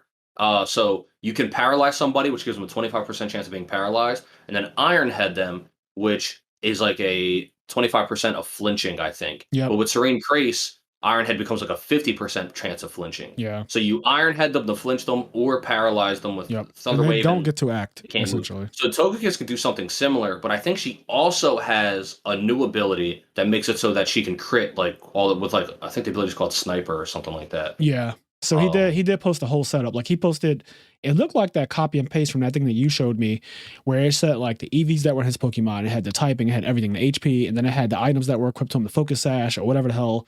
It had like everything, and it had their 4 moves. It was very detailed. I was like, that's a copy. I've seen Kenny show me that many times. It was a copy and paste. You could tell. I was like, he didn't type all that shit out, but he like posted his setup, and he was like, I used this setup back in the day to do what is now just happening like naturally just cause and it just makes it not really fun. So I am in general not a big fan of RPG mechanics and competitive things. I don't like that when something is competitive. Like I'm fine with real quick to clarify, that doesn't happen in competitive matches. Okay, good. That can only happen in the story. Okay, that's fine. If me and Frazier fight each other in a competitive match, it's not going to be like Garchomp toughed it out so you wouldn't feel sad. Okay. That would be so stupid. All right. That's fair. Because Yeah, otherwise, I was like, I would never play competitive Pokemon if when I'm playing, they say that my opponent is in perfect sync with his Pikachu and they fucking hit me with thunder and just yeah. like obliterated my Pokemon because of it. Like, oh, that thunder hit your rock Pokemon or some shit. I'm like, that doesn't, this is not the Yeah. show. Like, Rhydon's horn got wet and now he's affected by thunder. Like, I'm not trying to hear that. Yeah, no, that's as far as I know, because none of the because there's other games, other Pokemon games that have this affection mechanic. It's not new. Oh, okay. And none of that, and competitive in all of them, that doesn't happen. Okay. So I would Fair. assume it doesn't happen in this one. Fair. All right. And then we have a listener letter from Josh Quest. So he says, howdy, friends. As always, loving the podcast, especially these multi-topic episodes. I hope you enjoy this one as well, Josh. He says, my question is, what is your favorite memory/moment in nerd history? Now, this is going to be hard to answer, but he says, what is your favorite moment/memory in nerd history? For example, Rock Lee dropping the weights, or maybe your first regional. Mine is definitely when my dad picked my sister and I up from school early in the day just so that we could see Star Wars The Phantom Menace. I wish you guys all the best, Quest. I'll let you go first. So that's tough. I'm off the top of my head, I've already thought of a couple. I don't know which one's my favorite. I think so that we have a podcast episode about stuff like this too. We might. And in the early days of this podcast, I'm saying early days like we've been around for years. But if you go back to episodes like 1, 2, and 3, Kenny and I definitely talk about some of the most iconic moments in nerd history for us, just like things that are really, really big. And I already know one of yours is definitely one of mine, like Goku going Super Saiyan, for example. Yeah. That is definitely, like, me and Kenny, we love Dragon Ball Z, and that Goku's first Super Saiyan is nutty. That moment, we have a whole episode, the Dragon Ball episode for sure talks about it, but I'm sure we mentioned it in other episodes. That is one of the biggest. But Kenny, what were you going to say? I've got a couple. I've got one, and this story might end up getting retold that next time Ant is on the podcast, because Ant loves this story. But when you said your dad picking you and your sister up from school, that reminded me of a memory when Kingdom Hearts 2 came out. When it was coming out, me and Ant both went to the same high school. So we had it reserved at this GameStop, but we wanted it so bad. So my dad, actually, with the hookup, he was on night work, which means he was working from like 4 in the afternoon until 12 midnight. So while we were in school, my dad went to GameStop to pick up both of our copies of Kingdom Hearts 2, and he like left that at the house. And so after school, me and Ant walked to my house to pick up the copies of Kingdom Hearts 2, and then like we watched the opening, and he went home to play it. So it was this really exciting thing to go get Kingdom Hearts 2 and be waiting at my house. But what makes this story really funny, and it makes it this really great memory, is A, it was really cool that the game was there. Me and Ant watched like the opening of Kingdom Hearts 2 together, opening cinematic, and it was amazing.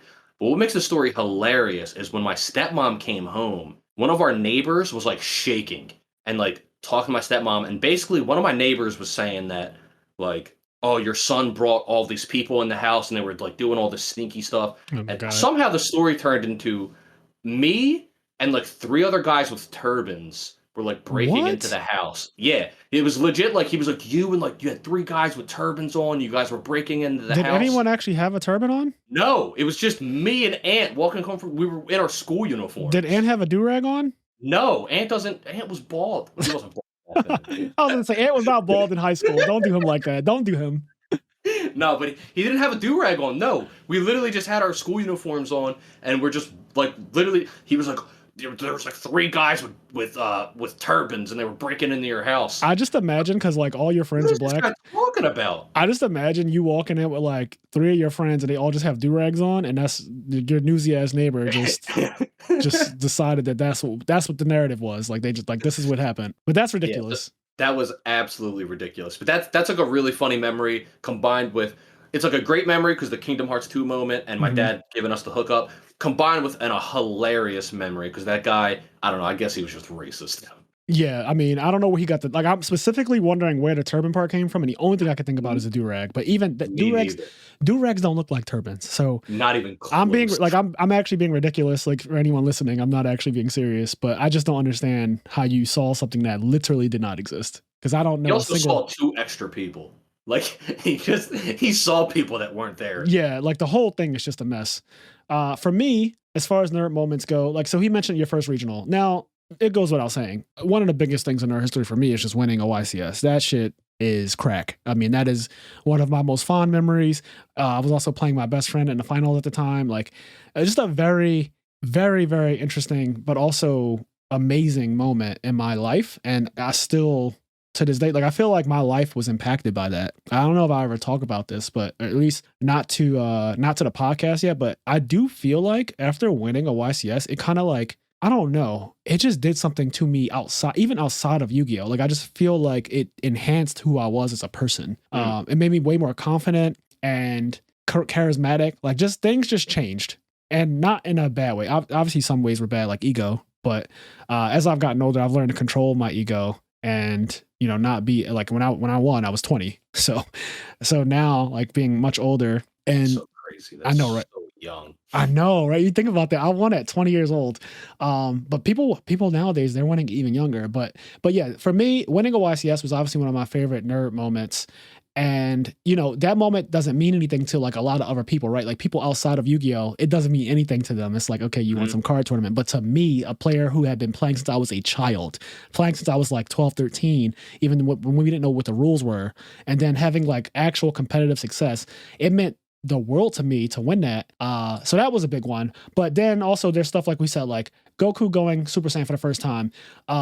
I mean, the Naruto, the first time I saw that Rock Lee fight, like you mentioned that, Josh, in the email. Dropping the weights. Dropping the weights is definitely one of the. That's how I got into Naruto. That is like, and if you guys haven't listened to our Naruto episode yet, that is in the Naruto episode. Like that's how I got into Naruto. My friend, I came over his house. I used to go over my friend's Thomas' house all the time, and he literally was like, "Yo, just watch this real quick," and I was blown away by what I saw. I'm want to say 50% of Naruto's fans got in because of that. That fight is like the most recommended. Like, oh, have you seen Rock Lee Gara? Like, that is the most. If somebody hasn't seen Naruto, I normally don't spoil things. Like, I normally don't start somebody off with like, here's a spoiler. But for Naruto specifically, if somebody said I never saw Naruto, you know, like let me see something to get into it, or even if they didn't say that, if I wanted them to get into Naruto, I would recommend the Rock Lee Gara fight. I would show them on YouTube or like download a clean copy, 1080p of the Rock Lee Gara fight, and that would get them hooked like everyone else. I agree. I've done that. I just think, thinking back, the amount of people that I've met, if I never knew them before and I met and like, oh, blah blah blah. If somebody finds out that you like Naruto or they like Naruto, or if somebody says like, oh, I haven't seen it yet, I feel like the most prevailing question is, have you seen Rock Lee Gara? Yep. Like that is especially the most prevailing question. Especially back in the day. Yeah. Like back in the day when we, you know, when that first aired, that was the shit.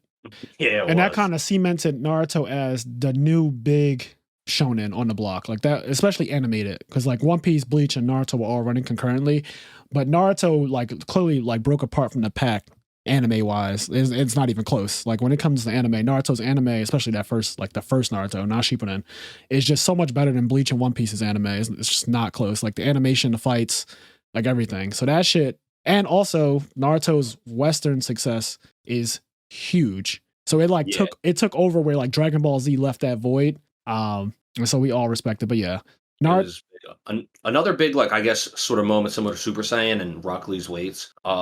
Big one for me is the very first time Luffy went Gear Second. Yep. Oh my god. And I didn't see that until like probably 8 years ago now, because I didn't read One Piece for a while. But when I did, it's crazy that I started One Piece in like 2014. Yeah, I started 2012, I think. Yeah, and I remember, only reason I remember because me and Gary were commuting to work together, and Gary was interning. Gary is a full college graduate now. He's been working for several years. So it's interesting to think like he was an intern when we were commuting together, and he first saw, like I first read One Piece. Anyway, that part, it looks crazy. It's so sick. It's actually funny when you say the thing about him being an intern real quick, is I have this weird relationship with One Piece where it feels like I just started it yesterday, but I also feel nostalgic for it because I didn't just start it yet. I started it damn near a decade ago. It'll be a decade in 2022. It'll be a decade in 2022. So it's now a decade old in terms of when I started it, but it also still feels like I didn't start it that long ago. Yeah.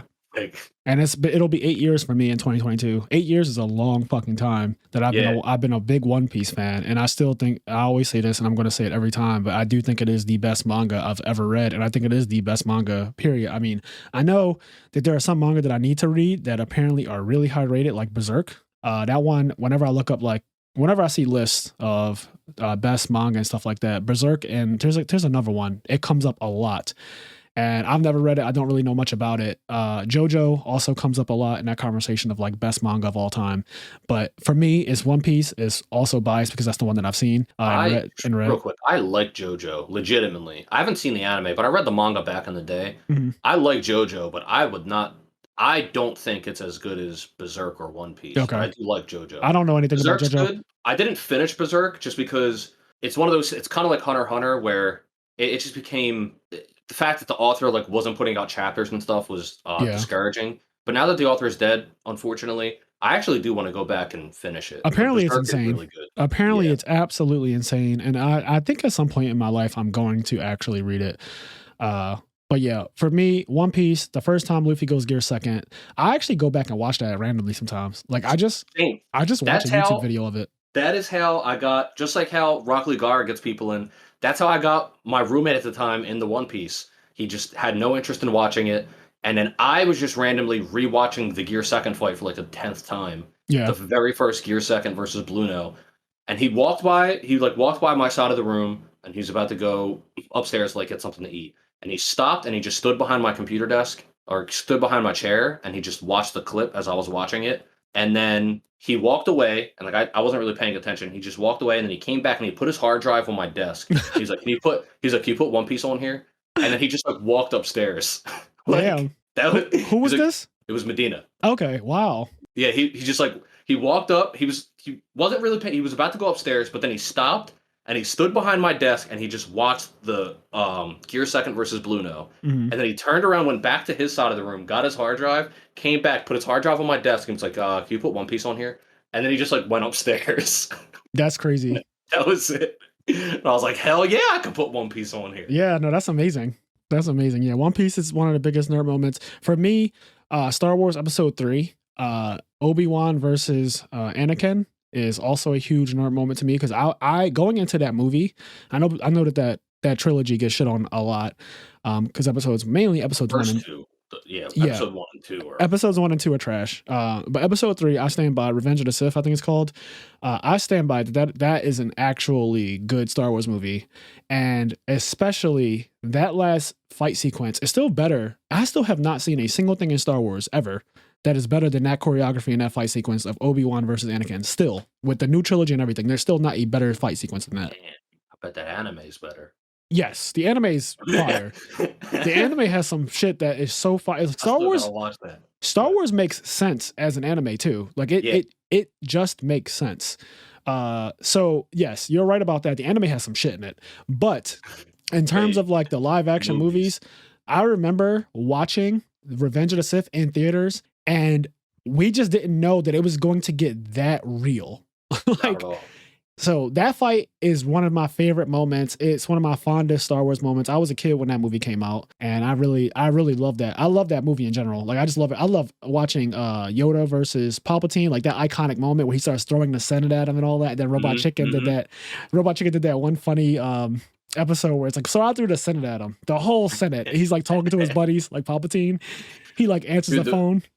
I feel like the Star Wars Robot Chicken episodes really put Robot Chicken on the map. Oh, they did. I remember Xavier. I think there was like a year where every time I saw Xavier, he was watching it. Like he was rewatching it for like a year. Me and Xavier, I think the reason why we became so close in the early days, like in the early parts of our friendship, was because we kept on watching Robot Chicken Star Wars and be like, vote for Palpatine. like we were so slow when it came to that whole thing. We just, every time we saw each other, we'd be like, so I threw the Senate at him. The whole Senate. And we just laugh. What do you mean an aluminum falcon? Oh, you must smell like garbage mixed with burnt bacon. It's like, you've been floating around space for days. Padmame, what are you talking about? Just like that whole thing, dog. We used to literally just quote it for no reason. I know. Unprovoked. I was right there. Yes. So that shit was wild. Yeah. But there's a ton. I mean, we could go on and on. That could be a whole episode. It could be. On that note, like you're talking about movies, we've talked about Marvel a lot, but and I've said it a lot. This is not my first time saying it. But huge credit to Marvel, like Infinity War, and like that culmination. Like you want to talk about a huge moment in nerd history. Superhero movies going from something that were like a joke to being what Infinity War became is gigantic. Yes. Yeah. I mean, nerd history, I remember being in a movie theater for Infinity War, and that's probably one of the biggest ones too. Like the ending of that movie was no one really expected that. And Mm-mm. and even the end of Endgame, the Avengers Assemble, like that, like Captain America at the end, that shit, you want to talk about epic. People were clapping in my, I'm sure every theater, but people were clapping in my movie theater. People went crazy when even when he just grabbed the hammer for the first time, when he called it and it came Yep. to him, people were like clapping and going crazy in the theater. I'm not gonna lie, I was rooting for Thanos, but in that moment, I was like, damn, I kind of want to see some shit now. And we saw some shit. Like the Marvel delivered. It's not even like, oh, it like didn't live up to it. Like, yeah, he ended up Oh no, losing. they delivered. It delivered. So that one's recent. But yeah, I mean, Oh, my bad. Go ahead. I'm jumping. My brain's jumping. I could just keep going. I mean, it doesn't. Another like pretty big moment for me. Just I love One Piece. So when the first like really big film of One Piece came out, One Piece Film Strong World, that was just giant for me. And then that started a cascading effect where now semi regularly we're getting these big films that are like partially written by Oda. Film Z came out, and then Film Gold. Then we got Film Stampede, and then there's another one that just recently got announced called One Piece Film Red. And the rumor is that that movie is going to be mostly about Shanks. So these One Piece films and just how much One Piece means to me are like huge for me. Yeah, I love One Piece as well. And the movies, and I've only seen the movies that I know you showed me some, and I watched Film Z, obviously, and I've seen a couple other ones. I have enjoyed, honestly, all of them have been good. I haven't seen a bad One Piece movie. They've just they're good. Genuinely have been good movies. There's the one, whatever one where they all kind of walk in and they all look cool as shit with like suits and stuff on. That's Strong World. I love that. Like the Straw Hat Strut. They come in and they break the door down and they got the suits on. They look so clean, man. Yes, that wallpaper is still like one of my favorite One Piece wallpapers. So yeah, One Piece definitely has the sauce when it comes to some nerd history stuff, the movies, and what Luffy going Gear Second for the first time. There's a lot. I mean, One Piece has a lot. Naruto has a lot. Bleach.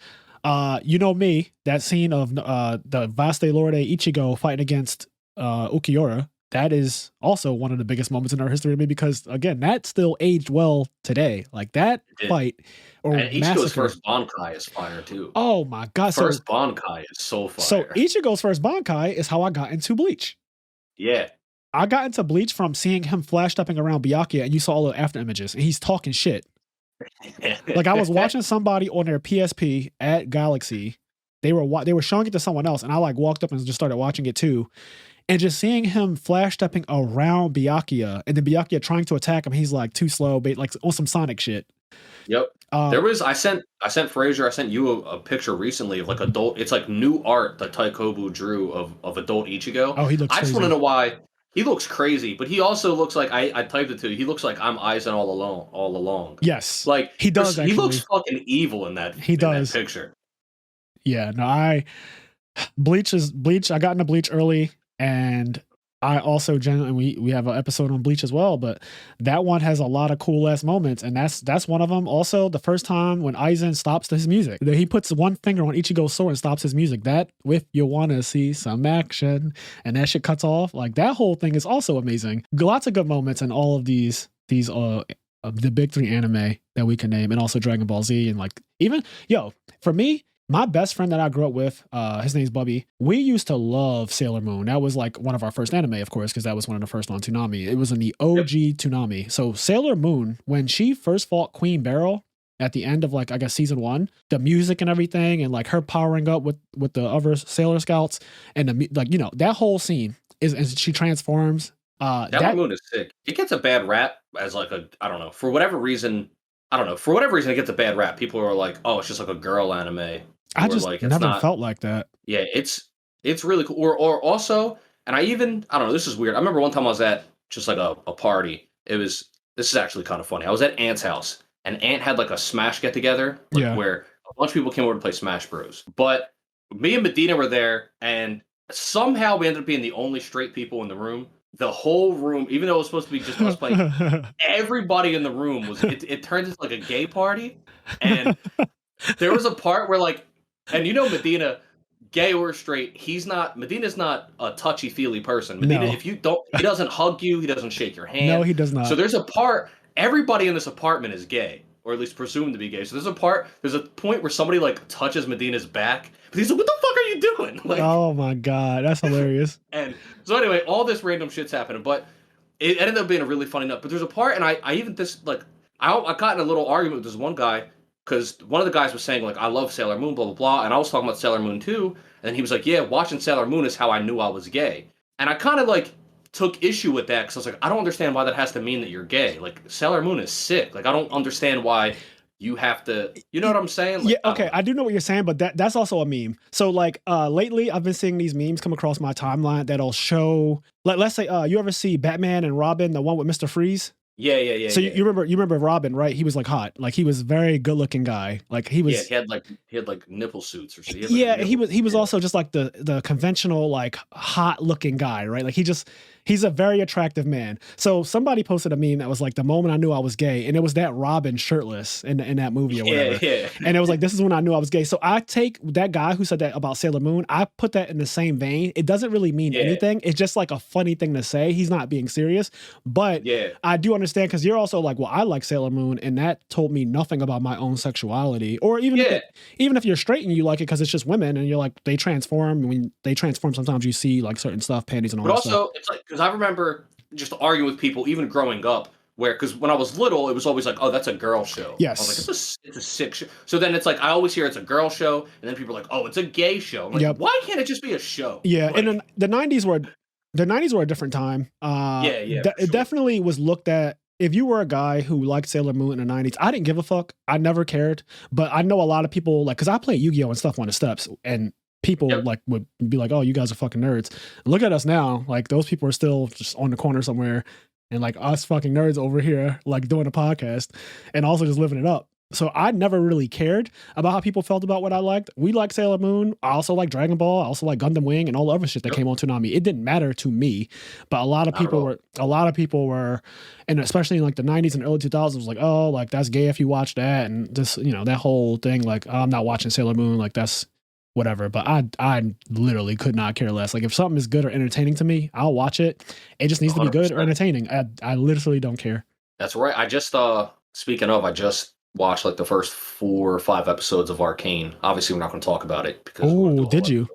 Yeah, I just recently watched like I think it's 9 episodes. I just recently watched like the first 4. How long are they? I think they're 40 minutes, 40 or 50 minutes. Okay. Because I'm thinking now, so I just finished a Cowboy Bebop movie today. I did it, like it was the first thing I did when I woke up. And I actually enjoyed the movie a lot. So now I just have 4 more episodes of Cowboy Bebop, the anime, and then I have to watch the entire Netflix show. Yep. So we're going to do a Cowboy Bebop podcast this month. That'll be one of the podcasts this month because I'm going to finish it soon. We're going to have a guest on that episode too. Yes, we're going to have a guest who is a mega fan of Cowboy Bebop. So I'm thinking now that you've watched Arcane, because I'm way more interested in watching Arcane than I am and doing a podcast on it. I'm way more interested in that than I am a Cowboy Bebop. Like no offense to the people who love Cowboy Bebop, but Arcane just one, it's now, like it's what's trending now. It's also like being talked about a lot, and I do want to watch it. So now that you started it, I think I'm gonna watch Arcane, and then we could do an episode on that. Okay. Soon, because this is gonna be a short month too. Like I don't know if we've talked about it on here like directly, but since Christmas and New Year's are obviously December, we're going to in those last 2 weeks, like we're gonna do one podcast a week those last 2 weeks because of just Christmas and New Year's. Like obviously we're not gonna record a podcast on like Christmas and New Year's. That's just not going to happen. So, not at all. But we're still going to do at least one for those 2 weeks. But we just have to like figure out everything. And I do have a guest, a special Yu-Gi-Oh guest coming on for one of the episodes at the end of this year. So there's a lot going on. So we have Arcane, we have Cowboy Bebop, and then we have a special Yu-Gi-Oh guest coming on, a very reputable player coming on at some point this month. So this month still has some good stuff. And then we also have to do an exclusive episode for Patreon only. So if you guys want to see that type of content or check out some of the ones that we've already done, like Cheating and Yu-Gi-Oh, we have IMNerd podcast on Patreon. You can find that. But yeah, this month still has a lot of content coming from the IMNerd podcast. So look out for that. Really excited about all of that. Kenny, if you have anything else to say, if not, we can start to wrap this up though. I don't remember. I feel like there was one more thing I wanted to say, but I don't remember what it was. You were talking about Arcane, and I kind of just like jumped in because I was so surprised that you started watching it. Well, not surprised, but I'm just happy that you started watching because I wanted you to watch it anyway. Yeah. I just randomly started. I don't remember why I even brought it up, but yeah, I just randomly started it. It's good though. It looks really good. It looks cool. Did you finish the Kevin Hart show? I finished the Kevin Hart show in one night. That show's amazing. I would Wow. love to do a podcast episode on that show. So it probably It's won't happen. It probably won't happen until January, but we can definitely do yeah, one on that too. it's Kevin Hart and Wesley Snipes are the main two actors. Okay. So yeah, I'm down for that too, because you told me that the first 10 minutes are amazing. And also I was out to dinner over the weekend, and my one friend said that he's watching it, and the beginning of it is wild. He said it's just wild. And he Yep. said like Kevin Hart is actually really good at it, like on some non-comedic type shit. Like he was actually like pretty decent. And he said the beginning of the thing is really good. Just like you said, the first 10 minutes of it it makes the whole thing worth watching. So I also want to see the Kevin Hart show now, because now two people who I respect their opinions have mentioned it, you and my other friend. So I'm going to watch that as well. But If anybody doesn't know, it's called True Story. It's on Netflix. yeah. So True Story, we got Arcane. You still have the Star Wars show at some point. Yeah, there's a lot. There is a lot. All right. So in any event, yeah, I guess this is the end of this episode. So guys, again, listener letters, write in IMNerdpodcast@gmail.com. As I always say, do the things that make you happy, and we will be back soon. Yes, we will. All right. So long. So long. Gay Cooper.